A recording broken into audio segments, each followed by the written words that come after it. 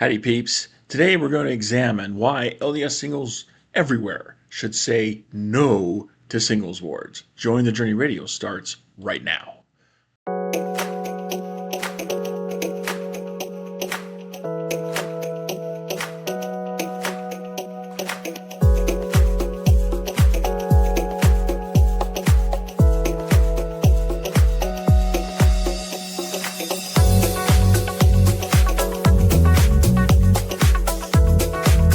Welcome to the infusion of positive energy into the lives of single Latter-day Saints everywhere.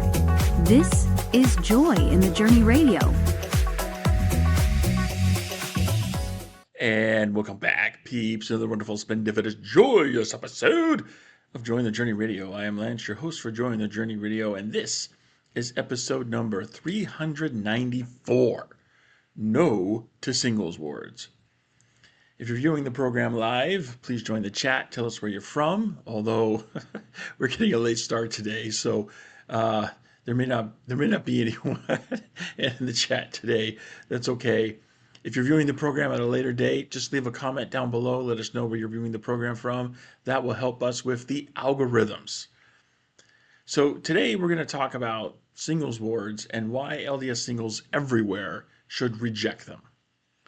Now, I know that sounds like a controversial statement to make. It's like, oh, you're just saying that to get click. You just say that to get views. I'm just like, let's just establish some context here, right? I did not select this topic as any sort of clickbait in order to gain more views for my content. There's nothing that I do with Join the Journey Radio that's some kind of ruse to get attention. So my sole intention with Join the Journey Radio is to help Latter-day Saint singles resolve their pain. I want to help them thrive in their single years. I want them to experience more joy in their lives. And I've always and will always strive to be as authentic and genuine as I can be. Now, I also have many years of experience attending singles wards, both as a YSA and as a mid-single. Many of my experiences, particularly as a mid-single, were less than positive. So it would be fair to say that my perspective is not entirely unbiased. Yet it would also be fair to say that an objective mind would duly consider my reasons for rejecting singles wards. So with that context established, let's enter the argument. One of the recurring themes here on Join the Journey Radio is the need to change the way we think. Only by changing the way we think will the quality of our lives change. The reason why many singles feel stuck in their lives is that they simply play out habits of thinking that they do not question. Neither do they question the assumptions that underlie those habits of thinking. In the case of singles wards, many LDS singles assume that singles wards are good because they provide a convenient way for their needs to be met. Singles wards gather all of the local Latter-day Saints from the same singles demographic into one place every week at church and throughout the week through various activities. In so doing, they collect all, and note I say all with quotation marks, of the dating prospects into one place. The thinking is that singles wards provide convenience and connection. But that's simply a false assumption. First, all of your local dating prospects are not in the singles ward. Most of us have way more prospects than what we can physically see around us. And yet, we singles falsely assume that what is in our own backyard is all that there is. Let alone what we could actually see in our own backyard. We know that LDS singles carry these assumptions because many of the comments singles have made over the years on social media. They talk about how they feel so hopeless because they live in an area where there is no singles ward. In fact, many of the comments that we find on social media where they talk about having a singles ward, you can see desperation in the voices of those that are saying, yes, we want you to form a singles ward in our area. Because if you don't, we have no hope for the future. We have no hope of ever getting our needs met because the traditional geographic wards and stakes are incapable of meeting our needs. That, of course, is a false assumption. Very false assumption. But many of us are entrapped in those mindset of thinking, those habits of thought, right? Now, there's the flip side of the coin, right? There's also the hopelessness that we see expressed in social media because there are singles attending singles wards whose needs aren't getting met. They have a singles ward and yet their needs are not being met. And that brings me to my second reason why the assumptions that underlie the thinking habits that many LDS singles have regarding singles wards are false. The assumption is that singles wards provide a convenient way for LDS singles to meet their needs, particularly for sociality, for social connection. My own experience shows this assumption to be false. There are a great many LDS singles attending singles wards who fall through the cracks, as it were. In reality, there's only a small core group of people who are really getting their needs met. Let me tell you a story to illustrate this point. Many years ago, I left a good paying job in the middle of a recession to travel clear across the country so I could attend a mid-singles ward. And according to the defunct thinking that I shared with many other LDS singles, I thought this would better meet my needs for sociality and finding that one special person who would become my eternal companion. Well, a couple of months after I joined the ward, the bishop asked me to meet with him. He wanted to ascertain how well I was getting along, particularly how well did I feel integrated into the ward. I explained how and why I did not feel very accepted, why I felt more tolerated than welcomed. He then remarked that I would share the opinion others had made to him that there was a clique in the ward. I completely rejected that idea. Curious, my bishop asked me what word I would use to describe the behavior of others who are not socially accepting of everyone. I replied very simply, normal. From the cringes that appeared on my bishop's face at the sound of that word, I could tell he wasn't expecting to hear that. I could also tell he wanted to know more, and in fact he did. He asked me to tell me more about why I chose to describe the apparently cliquish behavior of others as normal. I then explained my social cup theory, which I've explained numerous times here on this program. And for those of you who may not be familiar with it, it's simply this. Everyone has a need for sociality, but not everyone has the same extent of need. We all have a cup to fill, but we all do not have the same size cup. So some people have very little need for sociality.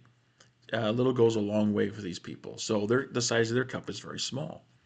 But there are others who have a large need for sociality, so they have a very large cup to fill. Now, no matter how big or small your cup may be, no matter the size of the cup that's yours to fill, when the cup is full, normal people stop trying to fill their cup. That's just normal, right? We don't want the cup overflowing because that provides more than we can handle. So once our needs are met, we quit looking for ways to meet our needs. That's what normal people do. And that's what we see in many singles wards. You have a small core group of people who are essentially associating with themselves inside this core group and thereby filling the needs of everyone within that core group. Everyone in the core group has their cup full, right? And because their cup is full, normal people, they do the normal thing. They quit looking for ways to meet their needs. So you've got this core group that's meeting their needs and not expanding to include everyone. And so what you end up having is that you have this core group of people whose needs are getting met and everyone else is dancing around the periphery. Okay, these are the bunch of people who aren't really getting their needs met. These are the ones who feel more tolerated than welcomed. And because we are all designed to operate out of habit, we quickly settle into a habit of, being in that core group or being outside of that core group. This is what most singles wards are in reality. And I find it difficult to call singles wards good when they fail to meet the real needs of so many people. Singles needs are not the only needs. Let me back up. Social needs, say it this way. Social needs are not the only needs which singles wards fail to meet for many LDS singles. Many singles wards normalize singles life And in so doing, they do not help LDS singles to progress along the covenant path towards their next essential covenant, which is temple marriage. Now, to be clear, many LDS singles do find their eternal companion within a singles ward. My own experience can provide numerous examples of friends who did exactly that. However, my own experience also suggests that the majority of LDS singles don't find their eternal companion within a singles ward. They find their companion not because they were in the same singles ward, but because they were in the same geographic stake, or because they were on the same dating website at the same time, or because they shared a personal interest or hobby and met through some activity in a common pursuit, or because they were serving in the temple at the same time. I mean, that's how my grandfather met his second wife. They first caught sight of each other in the celestial room of the Idaho Falls Temple. Now, I understand that my evidence for this point is highly conjectural. Some statistics of what percentage of LDS singles find their companion inside a singles ward, what percentage find their companion outside the singles ward, what percentage do not find a companion at all, would provide more objective evidence for what we see circumstantially. And the great thing about having those stats is that we can then say, okay, is there a statistically significant difference between the percentage that finds their companion in a singles ward and the percentage that finds their companion outside the singles ward? To see, is there really a difference is there something driving the difference between those two groups, statistically speaking? There's so much we could examine if we could just have a statistical study of this. And I'm sure the church, if they don't have the numbers, they have the ability to get the numbers. But, as is so often with so much of what we see inside the church, statistically speaking, there's very little that they actually release publicly. So I'm not holding my breath, but I'm still saying I still want it, right? I still want to see that study. I still want the numbers so I can do the study myself. I'd be thrilled to do that, okay? And then we could have more objective evidence for what we're talking about here. That said, I think if we're all honest with ourselves, we all really know what the truth is. If singles wards are really promoting marriage, then we should see lots of dating occurring inside singles wards. And yet the dearth of dating in most singles wards proves the counterpoint, right? How often have we heard church leaders talk, especially to the YSAs, about the need to get out and date more?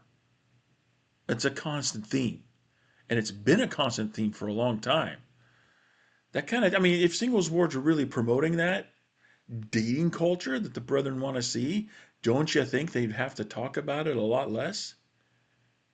So we all know that it's not going on that much. And for the quote unquote little dating that's going on in YSA wards, I guarantee you, at least this is what my own experience suggests, that singles wards are even more, have a more pronounced dearth of dating. So how exactly is it that singles wards shouldn't be rejected? If our objective is to help LDS singles progress to their next essential covenant, which is what we should be doing in the context of a ward, we should be helping the members of the ward progress along the covenant path. And if we're not helping, the members of the ward progress to their next essential covenant, which for most members in the singles ward is going to be temple marriage. That's the next covenant along the covenant path. If we're not helping people progress there, what are we doing? Really, what are we doing? My own experience and that of many other LDS singles is that singles wards provide a space where it's okay to be single, where the cultural pressure to fit into the larger group of married church members is not so pronounced because everyone around you in the ward is single just like you are. And most importantly, the singles wards are providing a place where it's okay to stay that way, because you'll have just as much place in the singles ward next year as you do this year if nothing changes in your life. Unless, of course, you're about to age out and graduate without honors from your singles ward. And my final argument against singles wards is a cultural one.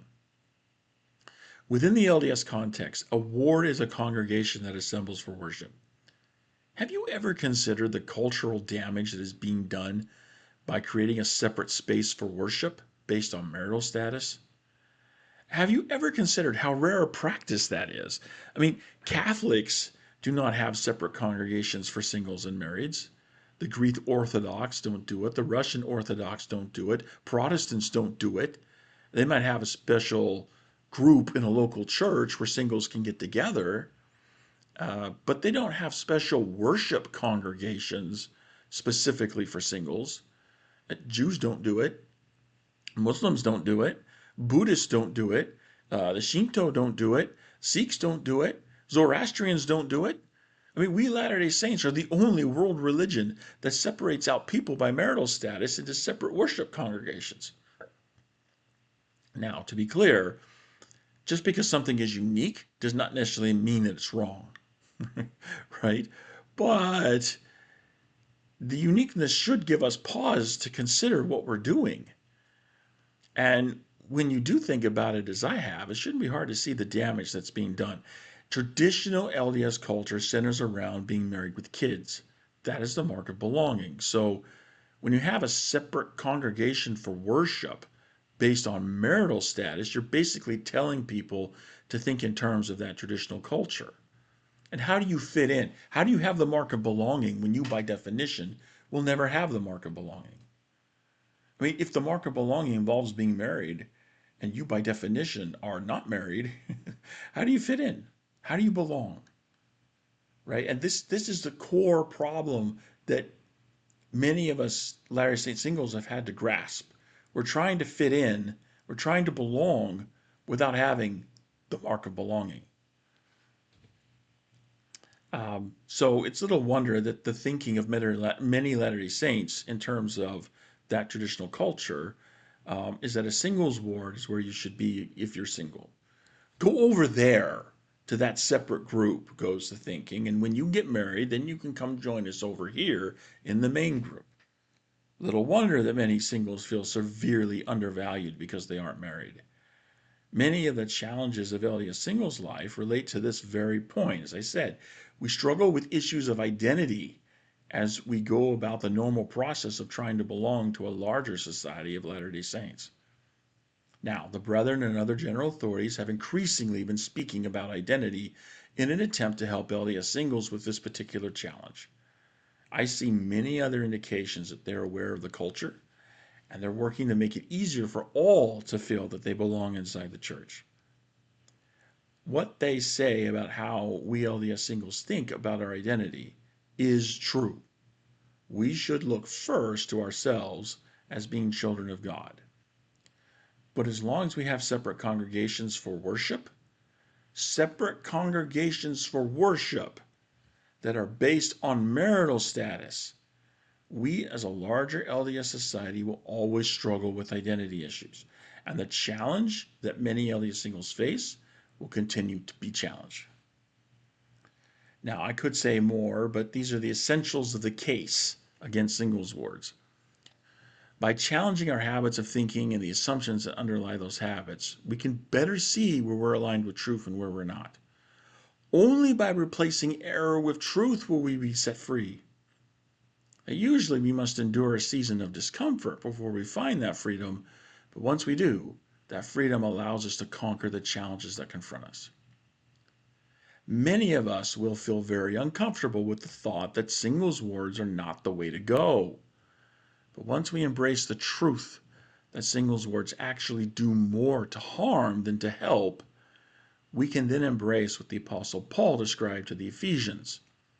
There is one body and one Spirit, even as ye are called in one hope of your calling, one Lord, one faith, one baptism. We can then embrace what the Lord revealed to the prophet Joseph. And let every man esteem his brother as himself, and practice virtue and holiness before me. And again I say unto you, let every man esteem his brother as himself. For what man among you, having 12 sons, and is no respecter of them, and they serve him obediently, and he saith unto one, Be thou clothed in robes, and sit thou here, and to the other, Be thou clothed in rags, and sit thou there, and looketh upon his sons, and saith, I am just. Behold, this I have given unto you as a parable, and it is even as I am. I say unto you, be one. And if ye are not one, ye are not mine. When we say no to singles words and every other practice that keeps us as Latter-day Saints apart, when we then embrace the truth, it will set us free. And that will bring us more joy in our journey. Well, peeps, that's all I have for this episode of Join the Journey Radio. Thank you all for joining in. I was hoping to bring on somebody today to have a larger discussion about pros and cons about this, because this is something that's been this has been a topic for some time. Certainly, the brethren have considered this as a topic for some time. I remember many years ago, the visiting general authority that my stake had for stake conference was then Elder Oaks, and he had a lot of discussion about singles and singles issues with our stake presidency, which then the counselor who was assigned over the singles and then shared some of that with us, singles. And one of the things that then Elder Oaks was mentioning was some of the brethren's discussion around singles wards. And at that time, this was back in, I think, 2008, 9, somewhere around there, 2008, 2009. The brethren were having discussions about singles wards, and Elder Oaks was of the opinion that we should do away with singles wards. And he wasn't the only one. He wasn't the only one of the brethren who felt that way. So now, obviously, this was 2008, 2009, and today we're sitting in 2025. So we still have singles wards today, just as we did then. And in fact, the concept of singles wards has expanded because, mid-singles wards didn't really become a thing until, they didn't enter the general handbook until the 2010 revision of the handbook, which, if memory serves me right, that's like the first revision of the handbook we've had since 1995, I'm thinking. Yeah, I'm thinking 1995. So it'd been a while, and there was a huge group of people who were fasting and praying at the time of the 2010 revision. They'd made a petition to the brethren to include expanding the concept of singles wards to include the quote-unquote mid-singles group. And we can see from the 2010 revision that the brethren granted that request. But if you read the text of the document, the way it was written, it's very clear that these singles wards were meant to be an exception and not the rule. And yet the thinking that many singles have is that singles wards are the rule and not the exception. It's actually flip-flop from the way the brethren were thinking. So, while there were some brethren who were thinking that we should do away with all singles wards, clearly they didn't move in that direction because not everyone felt that way. There were some brethren who felt that singles wards were actually a good thing to include. So you've got that. But this is something that's been discussed for a long time. And I think the tide's turning to where one day we will see no more singles wards in the church. But so many of us are just trapped in those habits of thinking that singles wards are a good thing and nothing but a good thing. And like I said, I'll admit that there are occasions where singles wards have done good things, but there's a lot of occasions where I think there are more occasions where they do more to hurt than to help. They do more harm than good. So, for that reason, I'm saying we should just say no. Just say no to it. And then, the main objection then becomes, well, then how are we going to meet our needs? Well, how does any need get met? You go out and you do things to meet those needs. Most of the resistance to this idea of abolishing singles wards comes from the fact that people don't want to have to do more work to meet their needs. But I'm like, hey, I think that's the way it should be for everyone. right? We should have to do more to meet our own needs in some respects. And we should be coming together to help each other meet our needs. But we shouldn't be relying on other people to provide us the structure to meet our needs as our default response. Our default response should always be, what are we going to do ourselves? And then other people come in and augment what we're doing ourselves. That's the point I'm trying to get to. Anyway, no to singles words. Just say no. Just say no to singles words. So, yeah, like I said, peeps, that's all I got for this episode of Join the Journey Radio. Thank you to everyone for joining in. Check the chat here really quick and see what we got. And I'm not seeing anything in the chat, but I mean that's kind of to be expected because we had a late start today, so I'm thinking some people kind of bugged out because of the late start that we had. But at any rate, that's where we're at, peeps. So if you have something you'd like to say about what we've discussed today, please leave a comment down below. If you have a topic or question you'd like to see addressed, we're happy to help. Just leave a comment down below. If there's something more we can do to help you overcome the challenges that you have in LDS singles life, yep, you got it. Leave a comment down below. You can also go to the contact page at jointhejourneyradio.com/contact. Send us a message there. And as always, don't forget to like, subscribe, share our content that you find helpful so that the algorithms can then push our content out to help other Latter-day Saint singles. And as always, um, we'll be here next week with another wonderful, exciting episode of Join the Journey Radio. So until then, this is your host reminding you there is joy to be had all along your journey. So take that joy and journey on.